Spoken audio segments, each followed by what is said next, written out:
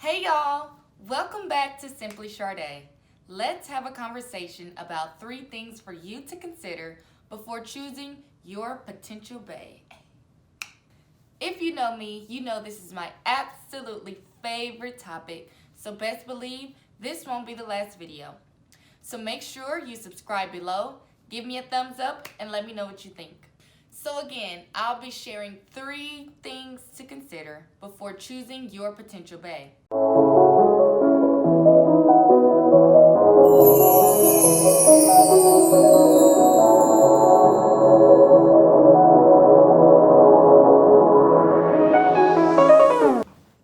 Okay, I'm back. Let's get into this conversation. So, the first thing for you to consider before choosing your potential bae is your non-negotiables. If you don't have any non-negotiables, best believe you're likely to accept anything that comes your way. Now, when I say non-negotiables, I'm not talking about the list because quite frankly, the list doesn't exist. You know, we as women, we like to say, oh, I want to make sure my man is 6 foot. Meanwhile, you're 3 foot. We be like, well, I want to make sure he making this much money. He gotta be this. He can't be this. He can't be that. He gotta be this and this. Like, dang, does God have any room for his creativity? But an example of a non-negotiables would basically be your factors in which will automatically count as a red flag. So for me, a non-negotiable would be your religion. Like, you have to be led by Christ. You have to have submitted your life to the Lord. And that's my non-negotiable because the Bible tells us not to be unequally yoked. For other people, y'all got your own. So I think it's important for y'all to figure out your non-negotiables because those are the things that remain true at the beginning of the relationship and at the end. Because best believe, if you don't have your non-negotiables and if you're accepting anything that comes, it's most likely going to come to an end. So if you want to be intentional with your dating, make sure you figure out your non-negotiables. Some things that'll make a person not have any non-negotiables is basically going with the flow. I've done that, so I get it. But going with the flow, sis. It don't work. Because you're just going with the flow, passing time. And it can easily make you end up at a dead end. Which is nothing wrong with that. If you understand that this relationship is not for you, please exit. And exit before you start wasting your time. But if you're specifically seeking dating for marriage, then not dating with intention can definitely hurt you better than it can help you. And best believe the relationship will live and exist in uncertainty. And we all like clarity, ladies, right? The next thing to consider before choosing your bae is your boundaries. We all need boundaries. You need boundaries. I need boundaries. We all need boundaries. That's my favorite meme. So if you don't want to be texting somebody all the time, let that be your boundary. Or place boundaries on your intimacy. Guys, they don't need to know everything at once. They like to know a little mystery, keep something to be revealed later on, That doesn't mean don't be vulnerable because that's how you get to know someone. But have levels to what you reveal to a prospect. After all, they're in tryouts. Each date is basically an interview. So they don't need to know everything at once. They don't need to know all the history of your past, all your visions. Because next thing you know, they're going to be knowing all that stuff about you and they're not going to be there. Keep a mystery about you. Know when to reveal certain information. Know when it's time to make it to that next step. Because if you miss out on hitting those boundaries and hitting those times where the relationship should be progressing, that's when you can find yourself wasting time. And that's one of the things we don't have time for in 2020. So we create our boundaries to protect us from getting hurt. And we also don't want to hurt the next person. So making sure we place boundaries on our wants, on our needs, and what we're looking for can help align us with the person who we're actually wanting to meet.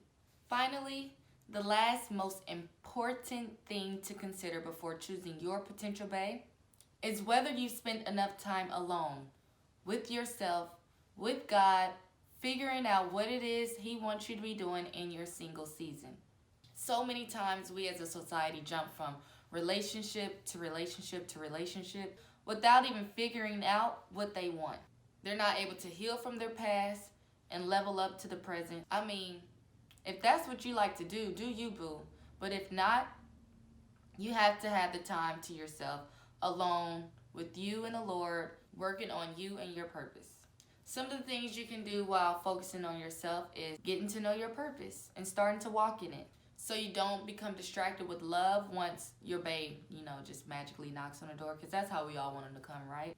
Take time to engage in the things that you love most. For me, it's making sure I'm creating some type of content daily to make sure that my creativity is constantly progressing. Hang out with your friends.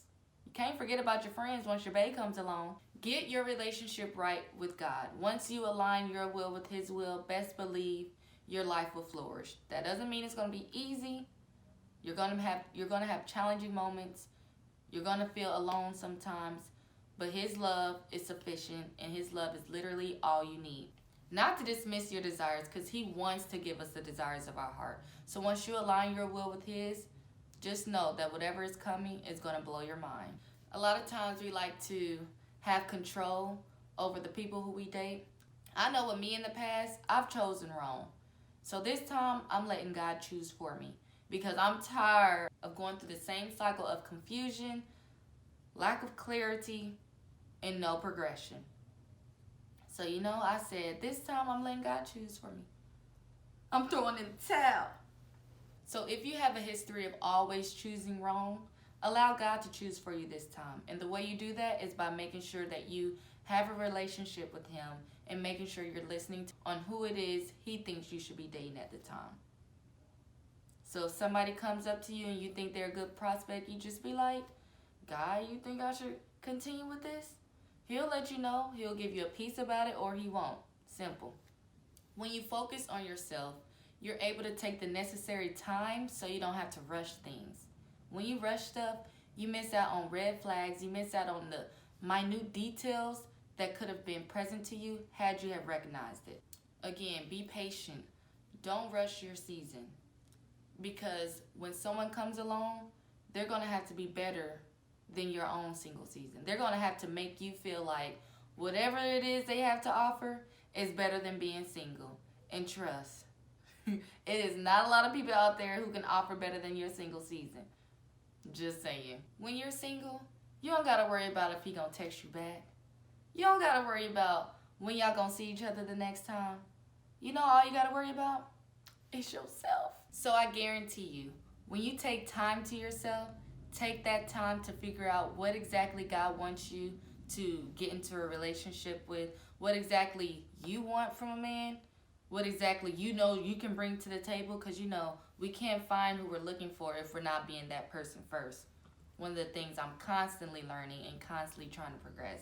But when you do take that time, best believe you're going to be whole.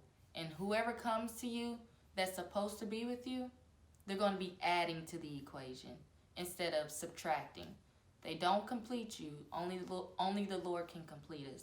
So I guarantee you, when you take the time to yourself, take the time getting to know your purpose, getting to know your wants, how they align with the ones that God how they align with the wants that God has for you, what you want out of a man, what you want out of a future spouse, you will make decisions with much more clarity. So thanks for tuning in to Simply Sade. I really love this conversation. So if you loved it too, give me a thumbs up. Let me know in the comments. And don't forget to subscribe for the next video coming soon. So enjoy the rest of your day. Hope to see you in my next video. Stay tuned.